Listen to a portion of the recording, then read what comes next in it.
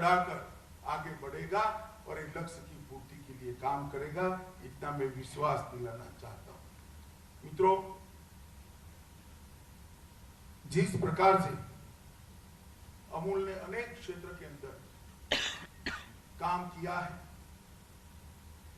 सिर्फ production, processing, marketing ही नहीं, स्त्री सशक्तिकरण के लिए बहुत बड़ा काम अगर आजादी के बाद किसी एक संस्था के माध्यम से हुआ है तो मैं आंख मूंद कर कह सकता हूं कि अमूल के माध्यम से। अभी अवार्ड मिल रहे थे अलग अलग कैटेगरी, आप किसी ने गिना नहीं होगा, मैंने गिन लिया 90% बहनें थी। इसका मतलब इस सहकारिता आंदोलन का प्राण गुजरात की माताएं बहनें। ये बहुत बड़ा प्रोजेक्ट जो 53,000 करोड़ के टर्नओवर तक पहुंचा है, इसका प्राण मेरी गांव की गरीब माताएं और बहनें, और ये अमूल का बहुत बड़ा योगदान है। पशुओं के स्वास्थ्य की चिंता करना, एक वेटरनिटी डॉक्टरों का झाला बुन लेना, अच्छी नस्ल की चिंता करना, उनके लिए स्वास्थ्यपूर्ण खुराक के अलग अलग प्रयोग करते करते करते गुजराती में जिसको दाण कहते हैं, इसकी फैक्ट्रियां लगाना, और किसान को जब चारे की कमी हो तब वो दाण देना, इसका मिक्स मॉडल भी देना, छोटे छोटे पशुओं के रोगों के लिए उनको जागरूकता लाना, और एक प्रकार से डेयरी क्षेत्र में, पशुपालन के क्षेत्र में एक संपूर्ण बछड़ी जब से जन्म ले तब से लेकर वो किसी को जन्म दे तब तक की पूरी व्यवस्था यहाँ अमूल के तत्वाधान में वैज्ञानिक रूप से तैयार हुई, और मैं मानता हूं ये बहुत बड़ी उपलब्धि। और इसी कारण श्वेत क्रांति का स्वप्न जो लाल बहादुर शास्त्री जी ने देखा था, वो श्वेत क्रांति का स्वप्न आज सफल होता हुआ दिखाई पड़ता है। मगर आज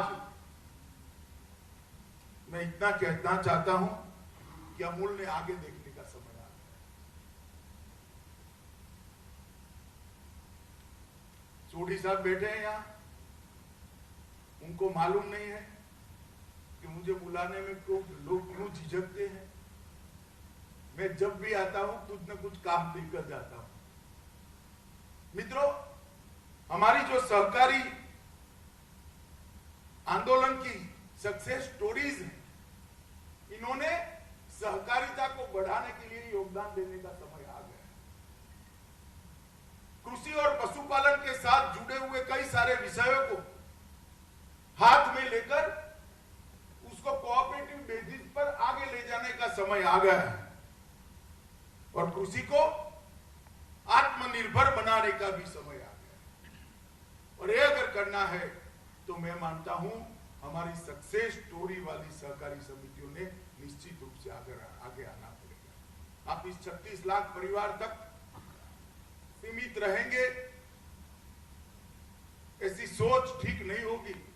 अगर त्रिभुवन दास भाई ने ऐसा सोचा होता तो अमूल आनंद के बाहर निकलता ही नहीं।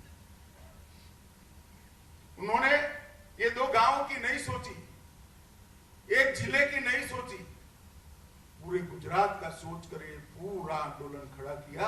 इसके लिए एम्पायर खड़ा हुआ है, और हमने भी सहकारिता के माध्यम से कृषि और किसान, पशुपालक और मिल्क प्रोसेसिंग, इसके साथ जुड़ी हुई सारी चीजों को एक नए सिरे से देखना पड़ेगा, और इसमें अपने अपने अनुभव का उपयोग, अपनी अपनी सफलता के मानांक जो प्राप्त करे हैं वो पद्धतियों का उपयोग करना पड़ेगा। तब जाकर सहकारिता के माध्यम से इस क्षेत्र के सभी समस्याओं का समाधान हो सकता है, और अपने आप में सहकारिता मजबूत भी हो सकती है। और इसी प्रकार से सोचने के कारण ही कभी आनंद में नेशनल डेयरी डेवलपमेंट बोर्ड की स्थापना की। उस वक्त देखा कि सफल प्रयोग है, तो ये सफल प्रयोग की रिप्लिका हर राज्य के अंदर होनी चाहिए, इसकी पुनरावृत्ति होनी चाहिए। इसलिए नेशनल डेयरी डेवलपमेंट बोर्ड की स्थापना हुई थी और आज देश भर में कई डेयरियों ने अपनी अपनी कैपेसिटी और अपनी अपनी क्षमता के हिसाब से उस राज्य के वातावरण की अनुकूलता के हिसाब से काफी अच्छा काम किया। अब हम समय आ गया है, काफी ऐसे क्षेत्र हैं देश भर के अंदर एक नए प्रकार की जागरूकता आई। काफी किसान ऑर्गेनिक खेती करने लगे, काफी किसान नेचुरल खेती, कुदरती खेती करने लगे, मगर उनकी जो प्रोडक्ट है उसके मार्केटिंग के लिए इनके पास प्लेटफॉर्म नहीं, ना देश में है ना विदेश में भेजने का जरिया।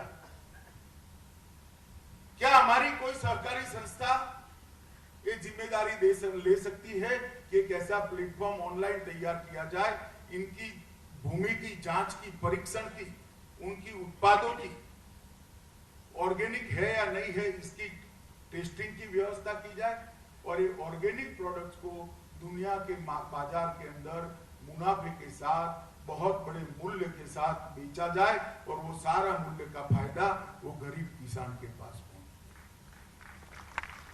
अगर हम ये कर सकते हैं तो भूमि संरक्षण के लिए, जल संचय के लिए, उत्पादन वृद्धि के लिए और किसान की समृद्धि के लिए चारों ही हिसाब से बहुत बड़ा फायदा होगा। क्योंकि ये जो ऑर्गेनिक खेती से भी आगे नेचुरल खेती का जो प्रयोग अभी गुजरात और हिमाचल में, गुजरात के महामहिम राज्यपाल आचार्य देवव्रत जी ने सफल किया है। मैं मेरे क्षेत्र के मध्य क्षेत्र के अंदर भी कुछ लोगों के पास ये प्रयोग करवाया है। मैंने क्यूरियोसिटी से अभी जब बहुत बारिश